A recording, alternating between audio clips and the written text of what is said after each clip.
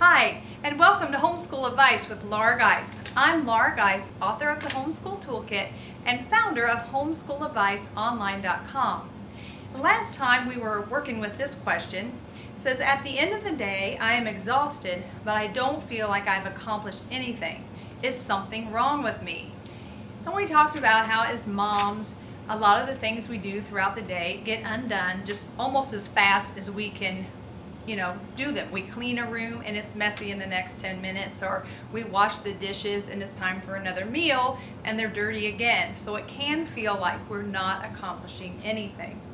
But we also discussed that sometimes we feel like we're not getting anything done because we're a little out of balance in a few areas in our lives. And we talked about preparing versus reacting, having a plan for your day versus just waiting to see what happens and then react to it. Well, today I want to talk to you about giving versus receiving. And if I were to survey all of you and have you guess, which do you think, where do most homeschooling mothers lean, more towards the giving end or the receiving end? You could probably all guess that we really lean toward that giving end. We're giving all day, giving time and attention to our families, our children, the house. It just seems like we're always giving, and it's hard for us to sit back and take some time to receive. I want to give you 3 tips today. And the first one is that if you really want to give something away, you have to own it in the first place. So if my son came up to me and said, could I have $10, Mom? If I really don't have $10, I can't give it to him, right? I have to have the $10 first. Or if a friend says, could I talk to you for a few minutes? I just need to talk to you. If you don't have those few minutes in your schedule, well, then you can't give that time away. And it's like that with a lot of things in our life, like encouragement. We're asked to encourage our children in their schoolwork and the extra things that they do. But if we don't get any encouragement ourselves, it's going to be harder for us to give that back. So it's really important to, whatever it is you're wanting to give to others, that you take time to take that in so that you own it and then you can give it away.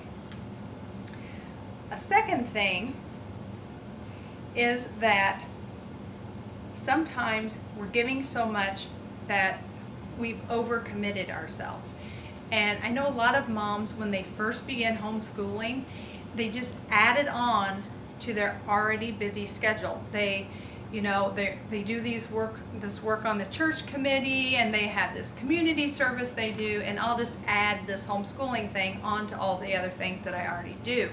And we end up overcommitted, burned out, stressed out, and then we go through a season on the other extreme where I'm not going to do anything for anyone because you burned yourself out.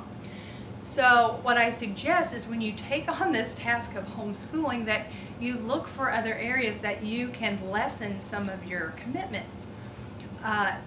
One time I was expecting my 6th child, and when he was born, before he was born, I was the pianist at my church. I taught a Sunday school class. I had something on a Wednesday night that I was doing there. And after he was born, I couldn't do that anymore because I have this new thing to take care of. And I literally just cleared my schedule. I got rid of all of those responsibilities for about 2 months. And that was the most refreshing time for me, where I just took some time for myself. And when I was at church, I was taking things in instead of giving all the time, and then gradually I could work myself back into serving again. But it's very important to take some time to receive and to work on some personal things that you need to deal with rather than giving all the time.